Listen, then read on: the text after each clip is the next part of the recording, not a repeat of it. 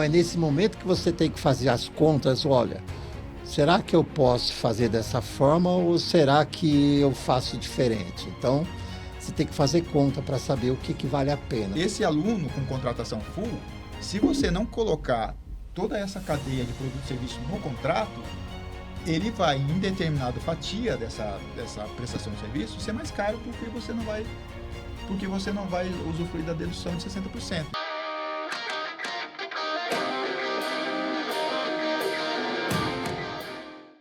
Olá, tudo bem? Vamos retomar agora com a parte final do nosso podcast. Eu sou o Weber Furtado, sou o gerente comercial da BW, executivo de negócios. Estou aqui com o senhor Antônio. Ele é um dos fundadores da BW Contabilidade. Estou com o Sidney, que é um dos sócios proprietários, e o Júlio, que é um dos nossos consultores. E agora nós vamos falar um pouquinho sobre reforma tributária para finalizar essa etapa do nosso podcast. Eu queria que o Júlio dissesse para a gente os principais impactos que isso vai trazer. Obviamente, que a gente fala em reforma tributária, são empresas como um todo, mas o nosso foco aqui são escolas. Para escolas. Depois eu vou falar com o seu Antônio como isso impacta, como o fato do pai inadimplente impacta, né, na receita da escola e na tributação da escola também. E por fim, o Sidney vai falar um pouquinho sobre contrato de prestação de serviços, alguns detalhes importantes para que os donos de escolas fiquem mais atentos. Júlio, fala um pouquinho para a gente. Impacto da reforma tributária nas escolas. Se você tivesse que pontuar 2 ou 3 itens, quais seriam? Tudo bem, pessoal?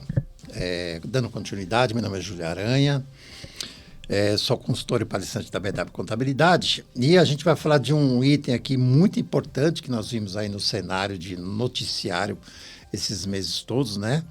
Que foi aprovada a primeira parte da reforma tributária, que fique muito claro isso, tá? Foi aprovada a primeira parte da reforma tributária, está sacramentado, Lei Complementar 214, tá bem?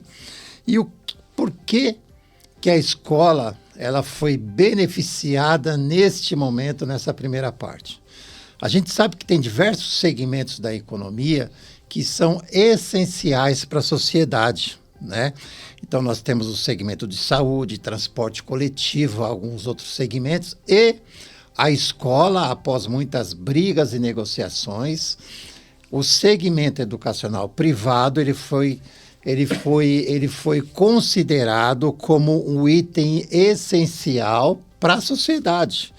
Então, dessa forma, a escola conseguiu, segmento educacional privado, conseguiu aí 60% de redução na alíquota dessa primeira parte da reforma tributária, tá bem? E isso é muito importante para o segmento educacional privado, que era algo que já não se conseguia há algum tempo, tá? E como que vai funcionar essa reforma tributária nesse primeiro momento, tá bem? Então, foi criado aí um IVA chamado IVA Dual. Por que Dual? Né? Nós criamos aí 2 tipos de contribuições. A primeira contribuição é o CBS, né? Contribuição sobre Bens e Serviços, que ele consolidou o PIS e o COFINS, e para a indústria o IPI, já cria federal, tá? E a outra parte, que é o IBS, o Imposto sobre Bens e Serviços, que vai para Estado e município, que é o ICMS para o Estado e o ISS no caso do município. Então, essas 2 alíquotas, elas vão agora saírem aí como uma alíquota piloto para 2026, mas só a tipo de informação e piloto, 1% no total, sendo 0,9% para CBS e 0,1% para IBS. E depois, em 2027, vai ser consolidado aí um outro tipo de alíquota depois que o governo tiver todas essas informações em mãos, tá? Então, tivemos aí diversas novidades em todas as cadeias do segmento da economia. Mas, no nosso caso aqui hoje, tá? Que a gente está tratando aqui, é somente educação. Então, nós debruçamos, já estamos discutindo, a BW já está participando de diversos cursos, ministrando diversos cursos, inclusive com a FENEP, né, no entendimento para elucidar e explicar bem como que vai estar funcionando isso aí, não só para as escolas do segmento educacional do eixo São Paulo, mas também para todos os estados da nossa nação. Olha que interessante, tá? Então, o que a gente tem de novidade? São esses pontos aí, tá bem? Um item muito importante que nós temos que levar em consideração, né, que é como que vai funcionar. A reforma tributária para o nosso segmento educacional privado, ela vai ser muito importante porque as escolas que quiserem sair na frente, elas têm que se preparar neste momento. Não é esperar lá em 26 e 27, ela tem que sair neste momento na frente. Ou seja, analisando internamente quais, né, os seus sistemas de informações que ela tem, o seu sistema de gerenciamento, o que ela tem ali dentro de informação que vai poder trabalhar, né, dentro desse item da reforma tributária e, principalmente, o material humano. O material humano das escolas hoje tem que ser muito bem qualificado, que vai trabalhar com isso daí. Um material humano que ele tem uma boa vivência na área financeira e também uma noção de contabilidade, porque os departamentos internos das escolas, eles vão ter que estar muito bem em sintonia e alinhado com a contabilidade, e a gente vai saber por que disso daí, tá? Então, o Antônio vai estar falando agora quais esses principais aspectos de mudança, tá bem? E o que vai acontecer com essas mudanças daqui para frente e o porquê dessa interação e dessa necessidade desse controle interno das escolas, tá bem? Eu vou só tirar uma dúvida, que eu acho que é uma dúvida pertinente e que afeta a maioria das escolas, né? Pelo menos daquelas que não tem um computador, que está ali do lado orientando e passando informação. Quando eu tenho um pai inadimplente, né, e eu cobro a anuidade dele, está em contrato, o que acontece com essa receita que não entrou? Eu pago o tributo sobre ela? Esse é um ponto. Bom, inicialmente eu quero dizer que eu sou o Antônio Barbosa e eu sou contador e também sou fundador da BW, da Assessoria Contábil, e que estamos trabalhando aí há mais de 30 anos no assessoramento das escolas. A sua pergunta é muito pertinente, Weber, por quê?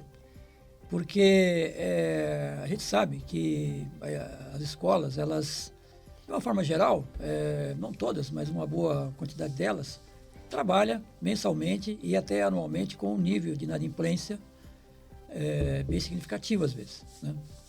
Então, o que acontece? O que diz a lei atual, né, antes da reforma? Que você, recebendo ou não recebendo a sua mensalidade, você estaria obrigado a pagar os impostos sobre esse valor, esse serviço prestado, né? Então, você prestou o serviço e não recebeu, o fisco não quer saber, ele quer receber a parte dele, tá? E você que corra atrás do recebimento depois, tá? Então, a lei complementar 214 de 2025, ela trouxe uma sutil modificação em relação a isso, quando se fala em prestação de serviço, né? Prestação de serviço contínuo, que é mais ou menos onde se enquadram as escolas, que você teria o fato gerador da receita, ou seja, aquele mês onde você vai servir de base para você calcular, seria o término do serviço. Término do serviço. A entrega, né? Tá? A entrega do serviço. A entrega total do serviço, né? Então você pensa assim, mas espera aí, mas quando ocorre a entrega total do serviço educacional? É no fim do ano letivo, né? Ou é no final do semestre, no caso de ensino superior, ou é no final do ano, nos demais cursos regulares, né? Aí você fala, peraí, mas então eu vou poder pagar os meus impostos lá no final do ano? Só no final do ano? Não, o legislador também não foi tão ingênuo a esse ponto, né? Ele colocou assim, olha, é no término do serviço, mas se você receber alguma antecipação por conta desse serviço que você está prestando, você tem que tributar, tá? Todos nós sabemos que as escolas e todas a nossa base é mensal. A base da economia ela é mensal. Você paga a conta de luz mensal, você paga plano de saúde mensal, e você paga escola mensalmente também. Você pode até pagar trimestralmente ou antecipar, né? Mas normalmente o recebimento ele é mensal. Então você tem duas situações aí, ou no término do serviço, na entrega do serviço, ou então nas antecipações, que no caso das escolas são mensais, né? ou matrículas, enfim. Só que no caso da matrícula não, porque a matrícula você recebe geralmente antes no ano anterior, você não prestou exercício. Tá? Então, quer dizer, o que vai acontecer de uma forma resumida? Tá? Você não vai precisar mais pagar imposto sobre aquelas mensalidades que você não recebeu. Tá? Você vai poder pagar. Só sobre o que entrou, o que foi recebido? Você vai poder pagar, você vai poder pagar aquelas parcelas que você não recebeu no final do ano. Tá? Mesmo sem receber. Vamos supor que eu não recebi no final do ano. Sim, porque aí você entregou o serviço. Tá. Aí não tem, Perfeito. não tem choro nem vela, você vai ter que pagar, mesmo sem ter recebido, porque o serviço foi concluído. Na verdade, o que a reforma tributária fez foi dar um pouco mais de fôlego para as instituições poderem fazer esse plano de cobrança e tentar receber o máximo possível. Exatamente. Foi dar um fôlego, né? Não sei se intencionalmente ou não. Creio que não, tá? Se foi pensado ou não, mas, enfim. O fato é que, a partir de 2026, né? Aquela parcela que você não recebe, você vai poder pagar só no final do ano. Entendi. Isso tem um lado bom, porque vai aliviar o fluxo de caixa aí. E também, a gente sabe que no final do ano... Tem as matrículas, né? Normalmente você tem entrada de matrícula. um fluxo de caixa melhor e você tem até argumentos para poder cobrar, negociar, a cobrança ser mais efetiva, né? Que é a questão da negociar, rematrícula ou não. negociar a liquidação dessas pendências. Então, esse é um detalhezinho que eu acho que é bem importante aí na Lei Complementar 214, que ela deu essa possibilidade de você não pagar em cima daquilo que você não recebe mensalmente. Vamos fazer um exemplo rápido aqui, vamos pensar. Eu tenho aí, faturo 300 mil, tá? Estou com minha inadimplência em torno aí de 10%. Números, tá? Então, obviamente, eu tenho 30 mil a receber. Beleza? Mensalmente, eu tenho 30 mil mensalmente. Mensalmente, isso refletiria financeiramente em quanto? Vamos fazer que eu deixo de pagar, não é que eu recebo, é que eu deixo de pagar, na verdade, né? E onde incidiria isso? Então, se a minha tributação total é de 20%, em média, vou chamar de 20%. Sim. Arredondar para facilitar o 20% de tributação. Tá? Se eu estou deixando de receber 10%, quer dizer, são 2% do meu faturamento mensal. Que eu estou economizando. Quer dizer, economizando entre aspas. Deixando de pagar naquele momento. Tá? Então, se o meu faturamento é, por exemplo, 300 mil por mês, são 6 mil reais a menos que eu vou deixar de pagar a título de tributo. Que eu vou deixar de antecipar ao governo. Isso, tá? Perfeito. E vou poder ajustar isso ou pagar isso no final do ano. Eu acho que é bem significativo. Eu acho que para algumas escolas dependendo, claro, dependendo da minha inadimplência mensal, né? E do técnica, que são 90 dias no caso, né? Porque, claro, mesmo que eu não receba esse mês, eu posso receber o mês que vem. Aí eu vou ter que tributar, né? Então, se você colocou um número interessante, 10%, tá? Trabalhando com esse número, tá? Eu estou falando de 2% a menos de desembolso mensal, 2% do meu faturamento. Eu acho que é bem significativo. Isso numa escala maior, né? Faturamento maior, significa muito mais. Muito mais. Se eu falar de um faturamento de 1 milhão, eu estou falando de 20 mil por mês. Sim. Que eu estou deixando de desembolsar e que eu vou ter que acertar lá no final do ano. Onde provavelmente o meu caixa... Vai estar melhor? Vai estar... É um momento de caixa melhor, né?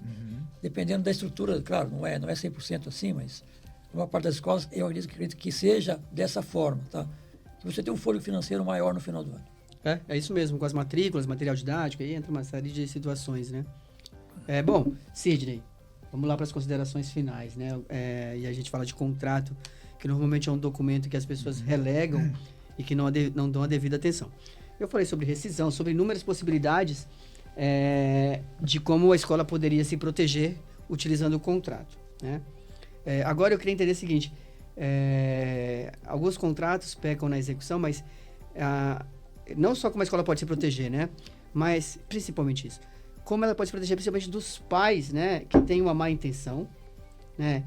uma coisa que assim, assédio, constrangimento, né? E como o contrato é importante no contexto educacional, né? Para proteger a instituição de ensino. O Weber, o contrato escolar sempre foi um instrumento importante para a escola, nunca deixou de ser, né? Agora, por conta da reforma tributária, ele passou a ser um instrumento fiscal, né? Um instrumento mais fiscal do que, entendi. do que de relação de consumo, né? Com o advento da criação da Lei Complementar 214, que instituiu para o segmento educacional a exceção de redução das alíquotas do CBS e do IBS em 60%, na condição de dedução apenas do serviço educacional, se tornou muito importante agora você ajustar o seu contrato escolar pensando em trazer para o rol de serviços todo o produto, todos os produtos e serviços que, de fato, fazem parte da entrega da prestação de serviço que viabilize a formação do aluno, né? Então, a gente sabe que todos aqueles produtos que estão inseridos ali na cadeia de produção, na cadeia empresarial, é essencial para a formação do aluno. Agora, se tornou indispensável que você traga esses produtos de forma clara para o contrato de prestação de serviço, sob pena de você não gozar dessa redução de alíquota de 60%. Então, vamos trabalhar a seguinte questão. Então, a partir de 2027, acho que 27, né? 27. Eu posso colocar no meu contrato de prestação de serviços a prestação do serviço educacional em si, pedagógico, né? Posso colocar a venda do uniforme, que pode entrar, imagino, a venda do material didático e a alimentação. Isso deve constar lá. Sim. Não só deve, como não só pode, como deve, né? E a extensão do horário integral também, que é importantíssimo. Boa. Contraturno, tá? Então, quando a gente está falando de toda a cadeia de serviços e produtos, é exatamente o que você entrega para o aluno, o que você oferece para o aluno. Tem aluno que contrata tudo. Vamos chamar de contratação full, né? Uhum. O aluno que contrata tudo, que compra o material, que compra o uniforme, que compra até o material escolar, que muitas vezes a escola oferece uma condição melhor de desconto para você comprar o material escolar com ela, que compra o contraturno, né? que contrata o período integral. Isso ser mais caro porque você não vai usufruir da dedução de 60%. Então, o que envolve isso quando você fala de produzir o contrato escolar? Envolve uma questão, antes de tudo, uma questão comercial, né? Que talvez levar a preocupação na hora da venda de que apresentar um contrato de serviço de valor cheio, às vezes pode assustar, né? Com certeza. Na hora da decisão da matrícula, né? Talvez o seu vizinho concorrente não mostrou tudo isso no contrato como estratégia de venda, né? E de uma forma, um efeito psicológico de quem está comprando aquilo, pensando no orçamento todo da família durante todo o ano, ele vai pensar, mas esse valor aqui assusta, né? Vamos pegar número redondo, né? Digamos que a mensalidade da escola só de serviço custe R$1.000 e com todos os serviços e produtos embutidos custe R$1.500. Então, nessa sistemática, você teria que apresentar no contrato de serviço, logo de cara para o pai do aluno, R$1.500 de custo. Talvez isso tenha um efeito psicológico. Você fala mensalidade mais R$1.500 de custo, né? Mensalidade de 1.000 mais 500 de produtos, né? Entre material didático. Serviços e produtos. Isso, serviços e produtos. Se você não apresentar isso no contrato de forma clara, que tudo aquilo faz parte do serviço, você pode ter o problema de não gozar da redução de 60%. Entendi, mas aí tem uma questão que é interessante. Veja, eu vou colocar que eu vendo material didático, eu vou colocar no contrato, tá? Que está incluso uniforme e tal. Eu preciso de um KNAI específico para isso, porque normalmente as escolas não têm no KNAI comércio. Eu precisaria alterar o KNAI da minha escola, porque eu vou estar agora praticando uma atividade que talvez eu não tenha no meu KNAI, que a maioria das escolas não tem, que é o comércio. Essa questão de você separar essa atividade, eu imagino que você não terá condições de colocar no contrato que você vai vender o material didático. Uhum. Você vai ter que colocar no contrato que os R$1.500 faz parte do serviço educacional.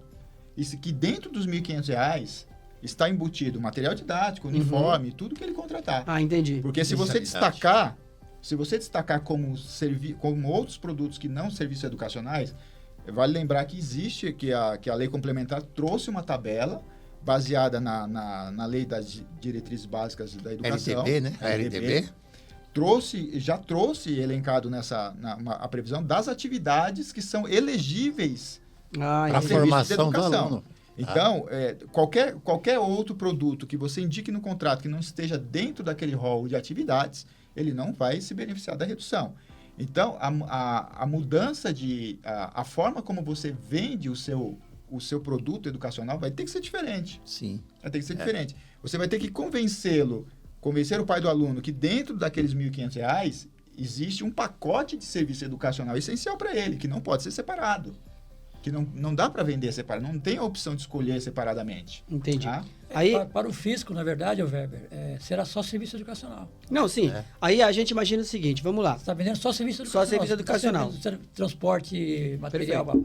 Então... Não, perfeito. importante. Mas aí, Por exemplo, hoje, só para você ter uma ideia, se a gente pegar o contrato de prestação de serviço hoje, os 60% são só sobre as 4 horas que o aluno fica na escola. Então, é isso que eu quero chegar lá, veja bem.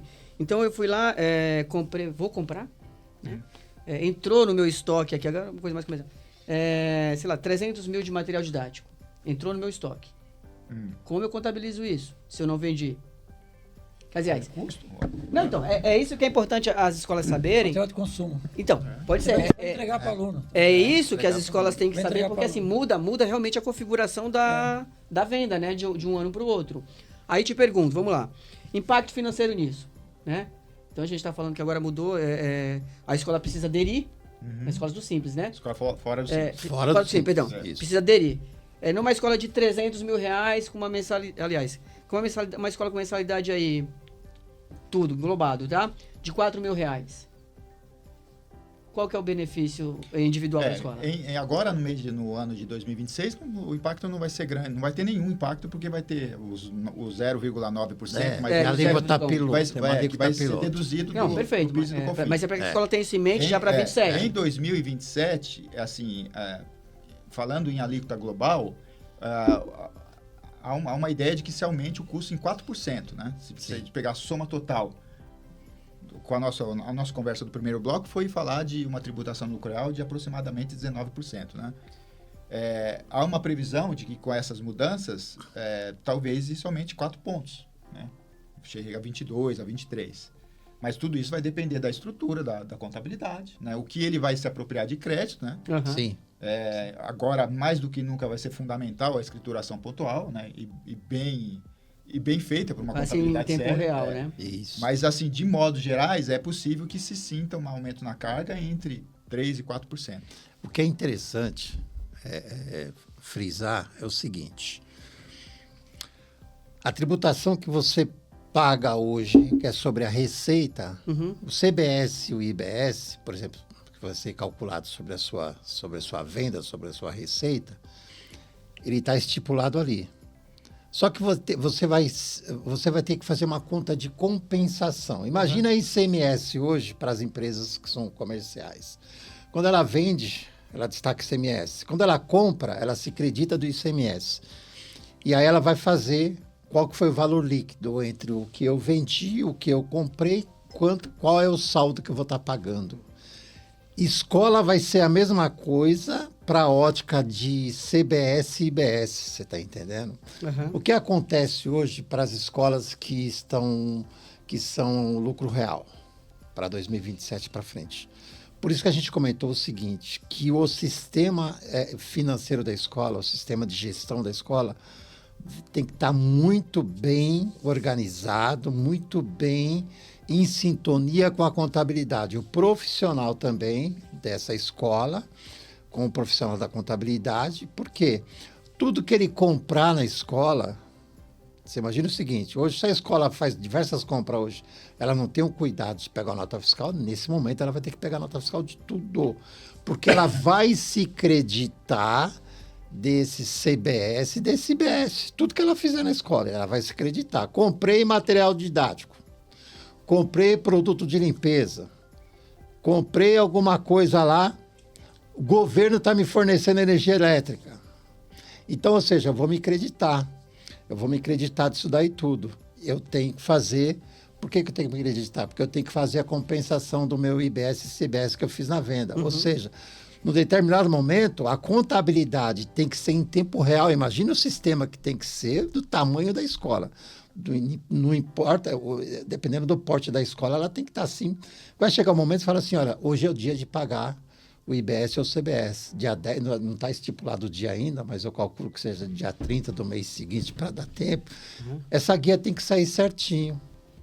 Você vai apurar a venda, você vai apurar a compra para você poder pagar isso daí, tá?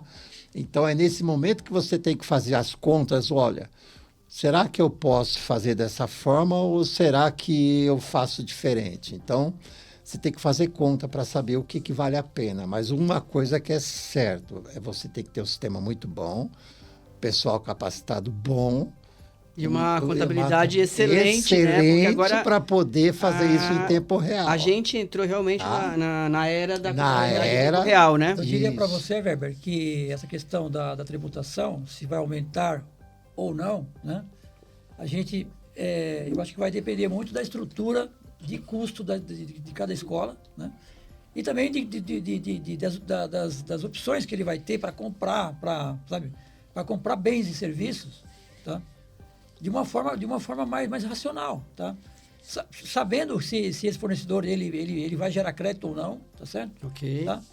Porque, claro, quanto mais crédito ele tiver, menos ele vai pagar, concorda? Concordo. Em relação ao IBS e o CBS, quanto mais crédito ele tiver, ele vai pagar menos. Agora, como é que ele gera esse crédito? Quando ele compra, tá? Se ele comprar, por exemplo, de uma empresa no Simples Nacional, ele não tem crédito. Se ele comprar de uma outra empresa, de uma empresa que está no lucro real, ele tem crédito, tá? Então você fala assim, mas espera aí, eu vou comprar só de quem está no lucro real, então, sabe?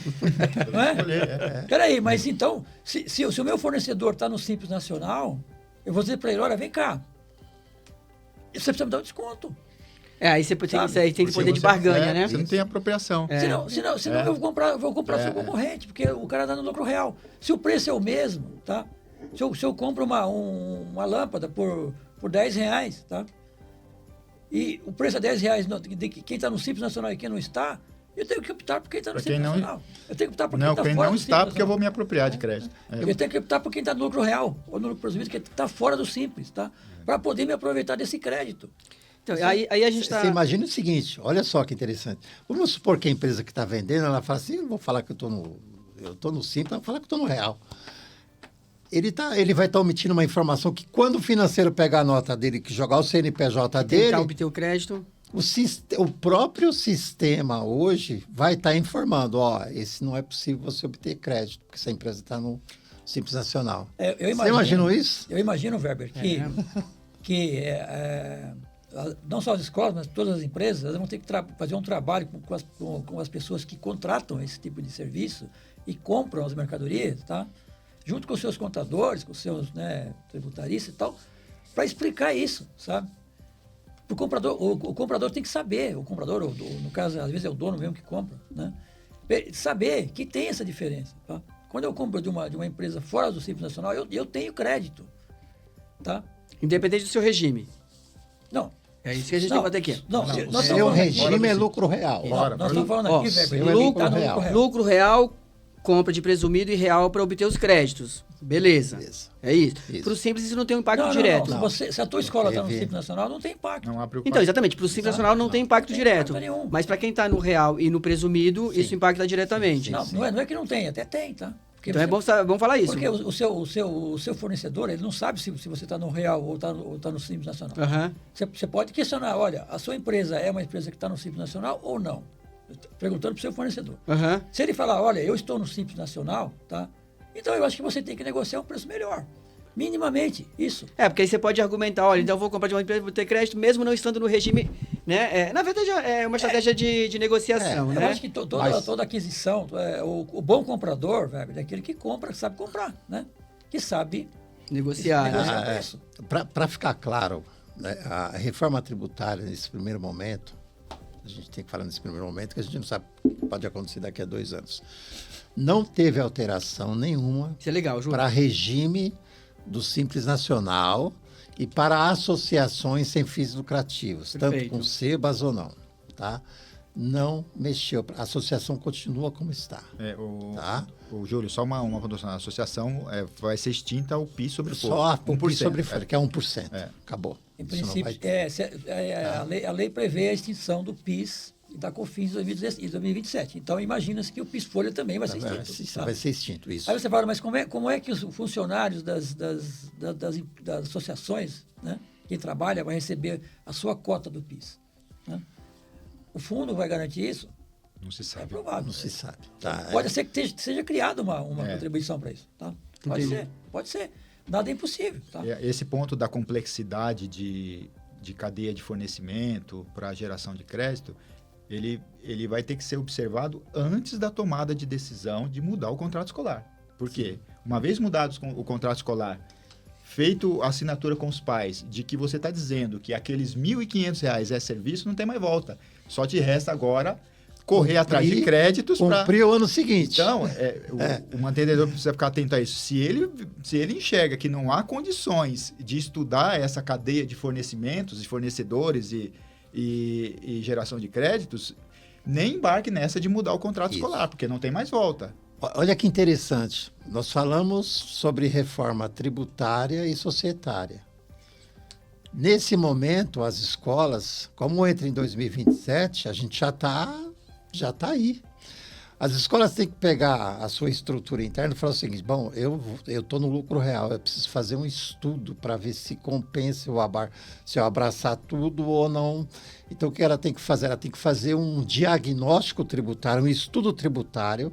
Olha, faz um estudo tributário aqui para saber se eu vou fazer pelo não cumulativo ou eu vou só ficar com o meu contrato pelas 4 horas, eu não vou querer colocar tudo, né? Ou eu coloco tudo. Ele vai ter que fazer um cálculo, vai ter que fazer um comparativo para saber para onde vai caminhar. É o que o Sidney comentou, o que a gente comenta. Educação, uma vez que ela tomou uma decisão, acabou, não se volta atrás. Vai ser pro ano todo. Vai ser pro ano todo. Você entendeu? Perfeito. Então tem que fazer um cálculo, tem que fazer um estudo. E é um estudo minucioso que leva algum tempo. E não é qualquer profissional que faz. Sim, e é fundamental que se comece agora. Aí a escola tem que estar muito bem estruturada para poder fazer esse estudo com segurança. Exatamente. Só para a gente deixar claro, porque, lógico, a gente está jogando muita informação na mesa, mas sem números resumidos, para aquela escola que está no lucro real, que dentro do planejamento tributário quer alcançar a melhor performance, ou seja, a menor alíquota, que provavelmente em 2027 será entre 22% e 23% da alíquota global, para ele alcançar esse número, ele precisa, primeiro, entender que toda a sua operação passa a ser serviço. Segundo, entender que toda a sua cadeia de fornecimento precisa gerar os créditos suficientes para contrabalançar, para fazer aquela compensação que o Júlio comentou quase agora. Porque senão não vai chegar essa alíquota. Senão vai se aproximar uma alíquota de presumido. Com certeza. Então, o ano de 2026, o governo está implementando para rodar a máquina em 26 por um único motivo. É para que todos os sistemas, todos os RPs se adaptem, não só os RPs, os CEPROS também, todos os sistemas de CEPRO que cuidam do controle de chaves das notas fiscais, consigam se alinhar, se comunicar com o sistema do governo e os RPs a ponto de tornar simultânea essa contabilidade. Porque a contabilidade ela já se inicia, nessa nova era, a contabilidade se inicia no momento em que o seu fornecedor emite a nota fiscal. Sim. Emitiu a nota fiscal, gerou a chave de acesso, o CEPRO e os sistemas que vão se comunicar, sabe simultaneamente daquilo. Então, aquela contabilidade é em tempo real. Essa contabilidade de apertar o botão, emitir a nota fiscal, essa nota fiscal vem com os códigos dos produtos, com os códigos dos serviços, e o contador, já com o seu RP, vai saber em tempo real que créditos tem aquilo. Lembrando que está passando pela escola. A escola que está tomando a decisão de fazer essas compras. Então, ela tem que ter a segurança que... Porque o contador está fazendo algo, um desenho, um estudo em cima das informações da escola. Quando ele perguntar para aquele profissional da área financeira, esses fornecedores são lucro real? São, garanto. Tem nota de tudo? Tem. Então ele vai desenhar e falar, ao desenho de vocês. Agora precisa ver se isso vai se concretizar para o ano seguinte. Entendi, gente. Então assim, para a gente finalizar aqui, fechar, eu vou pedir assim, qual seria o conselho para o dono de escolas, baseado em tudo isso que a gente conversou aqui, reforma tributária, mudanças para 27, qual seria o conselho para ele agora? Amanhã procurar um contador. Se o contador dele não está preparado, procurar um que esteja. Seu Antônio? Eu acho que eu vou ser um pouquinho menos direto do que o Cid, que ele se preocupe com isso, sabe? Que ele dê importância para essa coisa, sabe? Procure se informar sobre o que está acontecendo, né? Procure falar com o seu contador. Ô, contador, o que é a reforma tributária? O que vai acontecer em 26? O que vai acontecer em 27? Sabe? Eu acho que saber, participar, né? E tentar fazer uma radiografia da sua escola, junto com o seu contador, com o seu consultor, né? Ou alguém que possa auxiliar, para saber em que posição que ele está, sabe? Entendi. Se ele está na posição confortável, se ele está muito, muito defasado em relação a isso, sabe? Para não ser pego de surpresa. Entendi. Júlio? Com certeza. Eu acho que ele, nesse momento, ele vai ter noção que material humano que ele tem dentro da escola. Olha, eu preciso capacitar minha escola com material humano e sistema de gestão bom, porque eu não vou conseguir. Minha escola não está preparada hoje, mas antes disso eu preciso chamar um contador que esteja, ou ele se senta bem com o contador dele, com o prestador de serviço dele, se ele estiver seguro, bem, se não estiver seguro, ele já sabe onde procurar um bom contador. E o contador vai orientar, olha, seu sistema vai ter que estar assim, suas notas, se você vai comprar desse jeito, seu profissional tem que estar inteirado disso daqui, ele vai ter que estar muito bem alinhado com a contabilidade, porque é um serviço a 4 mãos. Né? É um relatório que está sendo gerado em tempo real ali para você, vai ter uma guia que você vai estar pagando isso daí. Acabou. Então, se você não fizer os cálculos errados, você vai pagar, mas a alíquota final vai ser muito maior. Bom, então a gente finaliza aqui mais esse podcast e com certeza no próximo mês a gente vem com outros temas importantes também. Nós somos a BW Contabilidade, somos especializados em gestão contábil e financeira para escolas, estamos há mais de 40 anos no mercado, só trabalhamos com escolas, nosso objetivo é ajudar os mantenedores. Se precisarem de informação, acessem bwcontabilidade.com.br e estamos à disposição de todos. Sr. Antônio, obrigado. Júlio, obrigado. Sidney, obrigado e até a próxima. Obrigado. Até a próxima.